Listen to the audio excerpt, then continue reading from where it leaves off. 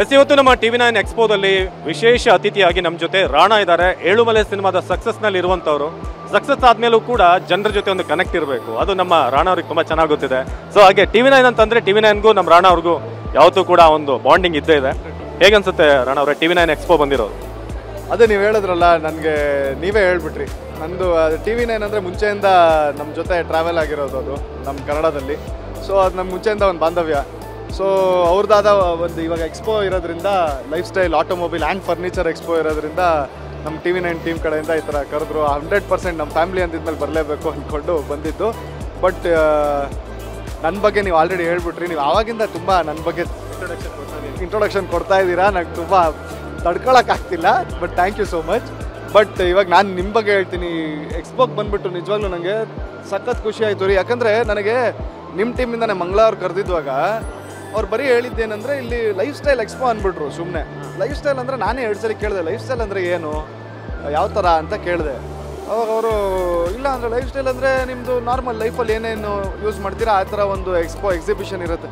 ನಾನು may be ಅದೇ ಮನೆ ಐಟಮು ಹಂಗೆಲ್ಲ ಅಂದ್ಕೊಂಡಿದ್ದೆ.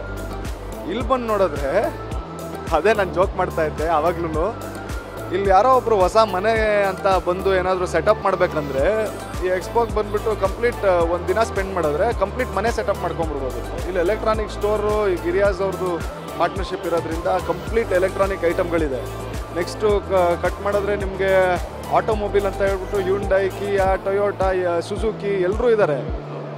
ಆಮೇಲೆ ಅಲ್ಲಿ ಫರ್ನಿಚರ್ ನೋಡಿದ್ರೆ ಒಂದು ಕಂಪ್ಲೀಟ್ ಸೆಟಪ್ಪೇ ಇದೆ ಫರ್ನಿಚರ್ದು. ಎಲ್ಲ A to Z ಯಾವ ಥರ ಫರ್ನಿಚರ್ ಇದು. ಮನೆ ಐಟಮ್ಗಳು ನೋಡಿದ್ರೆ ನೀವು ಗೋಡೆಗೆ ಹಾಕೋ ಒಂದು ಪೇಂಟಿಂಗಿಂದ ಹಿಡಿದು ಒಂದು ಟೋಟಲ್ ಮನೆ ಒಂದು ಕಿಚನ್ ಒಳಗಡೆ ಇಡೋ ಒಂದು ಡ್ರೈ ಫ್ರೂಟ್ಸಿಂದ ಹಿಡಿದು ಎಲ್ಲ A to Z ಐಟಮ್ ಇದೆ. ಸ್ಪೈಸಸ್ಸಿಂದ ಹಿಡಿದು ಎಲ್ಲ ಇದೆ. ಸೊ ಅದೆಲ್ಲ ನೋಡಿ ಅದೇ ಅಂದ್ಕೊಂಡೆ, ಏನಪ್ಪ ಇದು ಈ ಥರ ಲೈಫ್ ಸ್ಟೈಲ್ ಅಂದರೆ ಹಿಂಗ ಅಂದರೆ ಕಂಪ್ಲೀಟ್ ಒಂದು ಮನೆನ ಸೆಟಪ್ ಮಾಡ್ಕೊಂಡೇ ಹೋಗ್ಬಿಡ್ಬೋದು ಒಂದು ದಿನದಲ್ಲಿ ಅಂತ. ಸೊ ರಿಯಲಿ ನಾನು ಯಾಕೆ ಹಿಂಗೆ ಹೇಳ್ತಿರೋದು ಅಂದರೆ, ನಾನು ಈ ಥರ ಎಕ್ಸ್ಪೆಕ್ಟ್ ಮಾಡಿರಲಿಲ್ಲ. ಇಲ್ಲಿ ಬಂದ್ಬಿಟ್ಟು ಇದನ್ನು ನೋಡ್ಬಿಟ್ಟು ಅದೇ ಅಂದ್ಕೊಂಡೆ, ಏನು ಗುರು ಈ ಥರ ಕಂಪ್ಲೀಟ್ ಬ್ಯೂಟಿಫುಲ್ಲಾಗಿ ಪ್ಲ್ಯಾನ್ ಮಾಡಿದ್ದಾರೆ ಇದು expo. So really I was amazed ಅಂತ ಹೇಳ್ಬೋದು. ನಮ್ಮಲ್ಲಿ ಲಾಸ್ಟ್ 10 ಎಡಿಷನಿಂದ ತುಂಬ ಗೆಸ್ಟ್ಗಳು ಬಂದಿದ್ದಾರೆ. ನಿಮ್ಮ ಥರ ಇಷ್ಟು ಇಂಟ್ರೊಡಕ್ಷನ್ ಯಾರೂ ಕೊಟ್ಟಿಲ್ಲ. ನಾನು ನಿಮಗೆ ಕೊಟ್ಟಂಗೆ ಏನೇನಿದೆ ಅಂತ ನೀವು ಒಂದೇ ಇದರಲ್ಲಿ ಹೇಳ್ಬಿಟ್ರಿ. ಸೊ ಏಳುಮಲೆ ಸಕ್ಸಸ್ ಈಗ ಥಿಯೇಟ್ರಿಗೆ ಜನನೇ ಬರ್ತಿಲ್ಲ, ಎಲ್ಲ OTTಗೆ ಸ್ಟಿಕ್ ಆನ್ ಆಗಿದ್ದಾರೆ ಅಂತಂದಾಗ ಕೆಲವೊಂದು ಸಿನಿಮಾಗಳು ಭರವಸೆ ಮೂಡಿಸ್ತು. ಎಕ್ಕ ಇರ್ಬೋದು, ಜೂನಿಯರ್ ಇರ್ಬೋದು, ಅಥವಾ ಸೂ ಫ್ರಮ್ ಸೋ. ಅದ್ರ ನಡುವೆ ಬಂದಂಥ ಬೂಮ್ ಆದಂಥ ಸಿನಿಮಾ ಅಂತಂದರೆ ಏಳುಮಲೆ. ಸೊ ಹೇಗೆ ನಿಮಗೆ ಎಕ್ಸ್ಪೆಕ್ಟೇಷನ್ ಇತ್ತ, ಜನ ಇದನ್ನು ರಿಸೀವ್ ಮಾಡ್ತಾರೆ? ತರುಣ್ ಸುಧೀರ್ ಅಂತಂದರೆ ಆ ಕ್ವಾಲಿಟಿ ಬಗ್ಗೆ ನಮಗೆಲ್ಲ ಗೊತ್ತು. ಸೊ ನಿಮಗೆ ಹೇಗೆ ಅನಿಸ್ತು ಆಫ್ಟರ್ ಏಕಲವ್ಯ ಏಳುಮಲೆ? ಸರ್ ಅದೇ ನಾನು ಟ್ರೈಲರ್ ಲಾಂಚ್ ಮಾಡಿದ್ವಿ ನಾವು ಅಲ್ಲಿ ಸುಮ್ಮನೆ ಅಂದರೆ ನನಗೆ ಅನಿಸಿದ್ದು ಅದೇ ಹೇಳಿದೆ. ಅಲ್ಲಿ ಮುಂದೆ ಶರಣ್ ಸರ್ ಎಲ್ಲ ಕೂತಿದ್ರು, ಅವ್ರ ಮುಂದೆ ಅವ್ರಿಗೆ ಹೇಳಿದೆ, ನಾನೇನೋ ತಪ್ಪಾಗಿ ಹೇಳಿದ್ರೆ ಪ್ಲೀಸ್ ಕ್ಷಮೆ ಇರಲಿ ಅಂತ ಕೇಳ್ಬಿಟ್ಟೆ ಹೇಳಿದೆ. ಸರ್ ನಾನು ಏಕಲವ್ಯ ಮಾಡಿಬಿಟ್ಟು 3 ವರ್ಷ ಆಗಿತ್ತು. ಆಮೇಲೆ ತುಂಬ ಸ್ಕ್ರಿಪ್ಟ್ಗಳು ಹುಡುಕ್ಬಿಟ್ಟು, ತುಂಬ ಹಿರಿಯರ್ದೆಲ್ಲ ತುಂಬ ಪ್ರೆಷರ್ ಇತ್ತು, ಮಾಡಿ ಬೇಗ ಸಿನಿಮಾ ಮಾಡಿ, ಈ ಥರ ಜನ ಮರ್ತೋಗ್ತಾರೆ, ಈ ಥರ ಟೈಮ್ ತೊಗೊಬಾರ್ದು, ಯಾವಾಗಲೂ ಕಾಣಿಸ್ಕೊಳ್ತಿರ್ಬೇಕು ಅಂತ. ಬಟ್ ನನಗೆ ಆ ಟೈಮಲ್ಲಿ ಅನಿಸಿದ್ದೇನೆಂದ್ರೆ, ನಾನು ಸುಮ್ಮನೆ ಏನೋ ಮಾಡೋಕ್ಕೆ ಹೋಗ್ಬಿಟ್ಟು ತಪ್ಪು ಹೆಜ್ಜೆ ಇಟ್ಬಿಟ್ರೆ ನಾನು ವಿಧಿ ಇಲ್ಲದೆ ಮನೇಲಿ ಕೂರ್ಬೇಕಾಗತ್ತೆ. ಇವಾಗ ಅಟ್ಲೀಸ್ಟ್ ನಾನು ಇಷ್ಟಪಟ್ಟು ಮನೇಲಿ ಕೂತೀನಿ, ಅಂದರೆ ಸ್ಕ್ರಿಪ್ಟ್ಗಳು ಕೇಳಿಕೊಂಡು ಅಂತ ಕರೆಕ್ಟಾಗಿ ಹೆಜ್ಜೆ ಇಡೋಣ ಅಂತ ಒಂದೇ ಇದ್ದಿದ್ದು ನನ್ನ ಮೈಂಡಲ್ಲಿ. 2ನೇ ಹೆಜ್ಜೆ ತುಂಬ ಇಂಪಾರ್ಟೆಂಟ್ ಅಂತ. ಸೊ ಆವಾಗ ನನಗೆ ಈ ಸ್ಕ್ರಿಪ್ಟ್ ಬಂದಿದ್ದು ಅಂತ ಒಂದು ಮಾತು ಹೇಳಿದೆ. ಆಮೇಲೆ ನನಗೆ ಆ ಒಂದು ಸ್ಕ್ರಿಪ್ಟ್ ಬಂದಿದ್ದ ಮೇಲೆ ನನಗೆ ಅನಿಸಿದ್ದು ಏನಂದರೆ, ಅದೇ ನಾನು ಸ್ಟೇಜ್ ಮೇಲೆ ಅದೇ ಹೇಳಿದ್ದು. ಅದಕ್ಕೆ ನಾನು ಶರಣ್ ಸರ್ಗೂ ಕೇಳಿದೆ, ಏನಾದರೂ ತಪ್ಪು ಹೇಳಿದ್ರೆ ಕ್ಷಮೆ ಇರಲಿ ಅಂತ.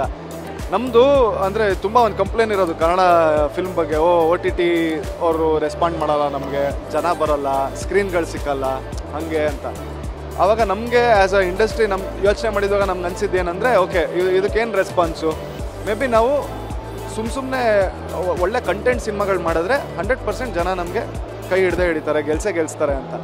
ಇದನ್ನು ನಾವು ಇನ್ಸ್ಪಿರೇಷನ್ ಆಗು ತೊಗೊಂಡ್ವಿ. ಇನ್ಫ್ಯಾಕ್ಟ್ ಮಲಯಾಳಂ ಇಂಡಸ್ಟ್ರಿನೂ ಆ್ಯಕ್ಚುಲಿ ಒಂದು ಟೈಮಲ್ಲಿ ತುಂಬ ಡೌನಲ್ಲಿತ್ತು. ಆಮೇಲೆ ಅವ್ರು ಕಂಟೆಂಟ್ ಸಿನಿಮಾಗಳು ಮಾಡಿ ಇವಾಗ ಅವ್ರದ್ದೇ ಆದ ಒಂದು ಮಾರ್ಕೆಟ್ ಕ್ರಿಯೇಟ್ ಮಾಡಿದ್ದಾರೆ.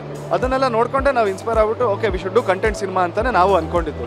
ಸೊ ಅಲ್ಲಿ ನಾನು ಅಷ್ಟೇ ವೇದಿಕೆ ಮೇಲೆ ಅದೇ ಹೇಳಿದ್ದೆ, ಇಲ್ಲ ಸರ್ ನನಗೆ ಅನ್ಸೋದೇನೆಂದರೆ, ಈ ಥರ ನಾವು ಕಂಟೆಂಟ್ ವೈಸ್ ಮಾಡ್ಕೊಂಬಂದರೆ 100% ಜನ ನಮ್ಗೆ ಗೆಲ್ಸ್ತಾರೆ. ಇವಾಗ ಆಲ್ರೆಡಿ ಅಲೆಗಳು ಬರ್ತಾ ಇದೆ. ಅದೇ ನೀವು ಹೇಳಿದ್ರಲ್ಲ, ಈ ಸಿನಿಮಾಗಳು ಎಕ್ಕ, ಸೂ ಫ್ರಮ್ ಸೋ, ಇದೆಲ್ಲ ಅಲೆಗಳು ಬರ್ತಾ ಇದೆ. ಈ ಅಲೆಗಳ ಥರನೇ. ಬಟ್ ಅಲೆ ಅಂದರೆ ಹೆಂಗೆ ಅಂದರೆ, ಒಂದು ಸಮುದ್ರದಲ್ಲಿ ಅಲೆ ಯಾವತ್ತು ಬಂದು ನಿಲ್ಬಾರ್ದು, ಬರ್ತಾ ಇರಬೇಕು. ಆವಾಗಲೇ ಅದು ಒಂಥರ ವೇವ್ಸ್ ಇದ್ದಂಗೆ, ಬರ್ತಾ ಇದ್ರೇ ಆಗೋದು ಕೆಲಸ. ಸೊ ಇವಾಗ ಆಲ್ರೆಡಿ ಈ ಥರ ಬಂದಿದೆ. ಅದರಲ್ಲಿ ನಮ್ಮದು 100% ಆ ಒಂದು ಶಕ್ತಿ ಇದೆ. ಒಂದು ಅಲೆ ರೀತಿ ಬಂದು ನಮ್ಮ ಒಳ್ಳೆ ಒಂದು ಸಿನಿಮಾ, ಒಂದು ಕಂಟೆಂಟ್ ಸಿನಿಮಾ ಅಂತ ಒಂದು ಹೆಸರು ಮಾಡೋ ಥರ ಶಕ್ತಿ ಇದೆ ಅಂತ ನನಗೊಂದು ನಂಬಿಕೆ ಇದೆ ಅಂತ ಹೇಳಿದ್ದೆ. ಆಮೇಲೆ ಈ ನಂಬಿಕೆನ 100% ನಮ್ಮ ಜನ ಯಾರು ಬಂದು ನೋಡ್ತಾರೆ ಅವರು ಹೇಳ್ತಾರೆ ಓ ಪರವಾಗಿಲ್ಲ ಇವ್ರು ಹೇಳ್ದಂಗೆ ಮಾಡಿದ್ದಾರೆ ಅಂತ ಒಂದು ನಾವು ಆ ನಂಬಿಕೆನ ಉಳಿಸ್ಕೊಳ್ತೀವಿ ಅಂತ ಜನರು ನಮ್ಮ ಮೇಲೆ ನಂಬಿಕೆ ಇಟ್ಟಿದ್ರೆ ಆ ನಂಬಿಕೆನ ಉಳಿಸ್ಕೊಳ್ತೀವಿ ಅಂತ ನಾನು ಹೇಳಿದ್ದೆ. ಸೊ ಅದೆಲ್ಲ ಒಂದು ಕಡೆ ಪ್ರೂವ್ ಆಯಿತು. ಅಂದರೆ ಈ ಸಿನಿಮಾ ಬಂದುಬಿಟ್ಟು ಅದೇ ರೀತಿ ಆಯಿತು. ಜನ ನಮ್ಮ ಲಕ್ಕೀಲಿ ಜನ ನಮ್ಮ ಸಿನಿಮಾ ನೋಡಿಬಿಟ್ಟು ಚೆನ್ನಾಗಿದೆ ಅಂತ ಹೇಳಿ ಅದನ್ನು ಅದೇ ರೀತಿ ಪ್ರೀತಿ ಕೊಟ್ಟರು. ಸೊ ಎಲ್ಲೋ ಒಂದು ಕಡೆ ಅದೇ ಖುಷಿ ಆಗುತ್ತೆ. ಅದೇ ಇವಾಗ ನಾನು ಅದೆಲ್ಲ ಮಾತಾಗಿದ್ದು ಓಕೆ, ಜನನೂ ಅದೇ ರೀತಿ ನಮಗೆ ಪ್ರೀತಿ ಕೊಟ್ಟಿದ್ದು ಓಕೆ. ಬಟ್ ನನಗೆ ಮೇನ್ ನೀವು ಹೇಳೋದ್ರಲ್ವಾ ಈ ಗ್ಯಾಪ್ ತೊಗೊಂಡು ಮಾಡಿದ್ವಾಗ ನನಗೆ ಅದು ಒಂಥರ ನೆಮ್ಮದಿರಿ ನಿಜವಾಗ್ಲೂ. ಯಾಕಂದರೆ ಎಲ್ಲರೂ ನಂಗೆ ಈ ಥರ ಹೇಳ್ತಾಯಿದ್ರು ಬೇಗ ಬೇಗ ಮಾಡಬೇಕು, ಪದೇ ಪದೇ ಮಾಡಬೇಕು ಅಂತ. ಬಟ್ ನಾನು ಆ ಟೈಮ್ ತೊಗೊಂಡು ಓಕೆ ಇದನ್ನ ಕರೆಕ್ಟಾಗಿ ಮಾಡಬೇಕು ನೋಡೋಣ ಅಂತ. ಬಟ್ ಯಾವತ್ತೂ ಆ ಭಯ ಅಂತೂ ಇರುತ್ತಲ್ವ, ಏನು ಗುರು ಏನೋ ಒಂಚೂರು ಹಿಂಗೆ ಆದರೆ ಏನು ಮಾಡೋದು ಅಷ್ಟೇ ಕತೆ ಅಂತ. ಎಲ್ಲೋ ಒಂದು ಕಡೆ ಓಕೆ ನಾವು ಇದು ಕರೆಕ್ಟ್ ಹೆಜ್ಜೆ ಅಂತ ಇಟ್ಟಿರೋದು ಜನರಿಗೂ ಹಂಗೆ ಅನ್ಸ್ಬಿಟ್ಟು ಗೆಲ್ಸಿದಾರಲ್ವಾ ಅಂತ ಒಂದು ಖುಷಿ ಇದೆ, ಒಂದು ನೆಮ್ಮದಿ ಇದೆ. ಈಗ ಪ್ರೇಮ್ ಅವರ KD ಬಗ್ಗೆ ಸ್ವಲ್ಪ ಏನಾದರೂ ನಮಗೆ ಬಿಟ್ಕೊಡ್ಬೋದಾ? ಹೆಂಗೆ ಬರ್ತಾ ಇದೆ ಸಿನಿಮಾ? ಸುದೀಪ್ ಸರ್ ಬೇರೆ ಜಾಯ್ನ್ ಆಗಿದ್ದಾರೆ. ಸೊ ರಾಣಾ ಕಡೆಯಿಂದ KD ಎಕ್ಸ್ಕ್ಲೂಸಿವ್ ನಮಗೆ TV9 ಕೊಡ್ತಾ ಇದ್ದಾರೆ ಅವರು. ಅದೇನು ಕೊಡ್ತಾರೋ ನಂಗೆ ಗೊತ್ತಿಲ್ಲ, ಬಟ್ ಅದು ಕಾಸಾಗಿರುತ್ತೆ. ಇದು ನೀವೇ ಕ್ರಿಯೇಟ್ ಮಾಡ್ಕೊಂಡಿರೋದು KD ಬಗ್ಗೆ ಎಕ್ಸ್ಕ್ಲೂಸಿವ್ ಅಂತ ಅಲ್ಲ. ಬಟ್ ಏನಂದ್ರೆ ನಿಜ ಹೇಳ್ಬೇಕಂದ್ರೆ ನಾನು ಲಾಸ್ಟು ಪ್ರೇಮ್ ಸರ್ ಜೊತೆ ವಿಲನಲ್ಲಿ ನಾನು ಡೈರೆಕ್ಷನ್ ಟೀಮಲ್ಲಿ ಕೆಲಸ ಮಾಡಿದೆ. ಅಲ್ಲೇ ನೋಡಿದ್ದು ನಾನು ಏಕಲವ್ಯ. ನಾನು ಬರೀ ನಾನೇ ಆ್ಯಕ್ಟಿಂಗ್ ಮಾಡಿದ್ದೆ. ಬಟ್ ಬರೀ ಡಬ್ಬಿಂಗ್ ವರ್ಷನ್ ನಾನು ಡಬ್ ಮಾಡೋದ್ರಿಂದ ತೋರಿಸಿದ್ರು ಹೊರತು ಸಿನಿಮಾ ತೋರಿಸಿಲ್ಲ ಅವರು ಹಂಗೆ ಅವರು. ಸೊ ನಾನು ಆ್ಯಕ್ಚುಲಿ ಸಿನಿಮಾ ನೋಡಿಲ್ಲ KD. ಬಟ್ ಅಫ್ಕೋರ್ಸ್ ಆ ಟೀಮ್ ನನಗೆ ತುಂಬ ಕ್ಲೋಸ್ ಇರೋದ್ರಿಂದ ನಾನು ಅವ್ರ ಹತ್ರ ಮಾತಾಡಿದ್ದೀನಿ. ಅವರೆಲ್ಲ ಹೇಳೋದು ಒಂದೇ ತುಂಬ ಅದ್ಭುತವಾಗೇ ಬಂದಿದೆ ಅಂತ ಹೇಳ್ತಾ ಇದ್ದಾರೆ. ಸೊ ಅದೇ ಒಂದು ಎಕ್ಸ್ಪೆಕ್ಟೇಷನ್ ಇದೆ. ಬಟ್ ಅದೇ ಅಪ್ಡೇಟ್ ಅಂದರೆ ನಾನು ಅದೇ ಹೇಳಿದೆ ಎಲ್ಲ ನೋಡದೇ ಇರೋದ್ರಿಂದ ಕೊಡೋಕ್ಕಾಗಲ್ಲ. ಬಟ್ ಅದೇ ಯಾಕೋ ನೀವು ದೊಡ್ಡ KD ಅನಿಸ್ತದೆ, ಏನು ಬಿಟ್ಕೊಡ್ತಾ ಇಲ್ಲ ನೀವು. ಅಲ್ಲ ಬಟ್ CG ವರ್ಕ್ ಎಲ್ಲ ನಡೀತಾ ಇದೆ ನಂಗೆ ಗೊತ್ತಿರಂಗೆ. ಅದೇ ನಿಮ್ಗೆ ಎಲ್ಲರಿಗೂ ಗೊತ್ತಿರಂಗೆ ಸುದೀಪ್ ಸರು ಇದ್ದಾರೆ ಸಿನಿಮಾ ಅಲ್ಲಿ. So that is one great happiness ನಮಗೆಲ್ಲ. ಸೊ ಅದು ಅದೇ ರೀತಿ ಒಂದು ಅದ್ಭುತವಾಗಿ ಬರ್ತಾ ಇದೆ ಅಂತ ಒಂದು ನಿರೀಕ್ಷೆ ನಮ್ಮದು. ಕೊನೆಯದಾಗಿ ನೆಕ್ಸ್ಟ್ ಪ್ರಾಜೆಕ್ಟ್ ಯಾವುದು, ಯಾವ ಥರ ಸಬ್ಜೆಕ್ಟ್ ಕೊಡ್ತಾ ಇದ್ದೀರಾ? ಏಳುಮಲೆ ಒಂದು ಲೋಕಲ್ ಕಂಟೆಂಟ್, ಅದು ಒಂದು ಲವ್ ಸ್ಟೋರಿ, ರಾ ಲವ್ ಸ್ಟೋರಿ. ನೆಕ್ಸ್ಟ್ ಜಾನರ್ ಹೇಗಿರುತ್ತೆ ಸರ್? ನಾನು ಆ್ಯಕ್ಚುಲಿ ಜಾನರ್ ವೈಸ್ ಹೋಗಲ್ಲ. ಜನರಲಿ ನಾನು ಒಂದು ಕತೆ ಕೇಳಿದ್ವಾಗ ಅದನ್ನ ಆ್ಯಸ್ ಅನ್ ಆಡಿಯನ್ಸ್ ನೋಡ್ತೀನಿ, ಅದು ನನಗೆ ರೀಚ್ ಆಗಬೇಕಷ್ಟೇ. ಅಂದರೆ ಒಂದು ಸಿನಿಮಾ ಥರ ನೋಡಿದ್ವಾಗ ಬೋರ್ ಆಗಬಾರ್ದು. ಜಸ್ಟ್ ಆ 2 hours ಏನಿದೆ ಎಂಟರ್ಟೈನ್ ಆಗಬೇಕು ಅಂತ ಅಷ್ಟೇ ಇರೋದು. ಸೊ ಜಾನರ್ ವೈಸ್ ನೋಡ್ತಾ ಇಲ್ಲ ಇವಾಗಲೂ ಅಷ್ಟೇ. ಅದು ಯಾವ ಮೇನ್ ಕತೆ ನನಗೆ ಚೆನ್ನಾಗಿ ರೀಚ್ ಆದರೆ ಮಾಡೋಣ ಅಂತ.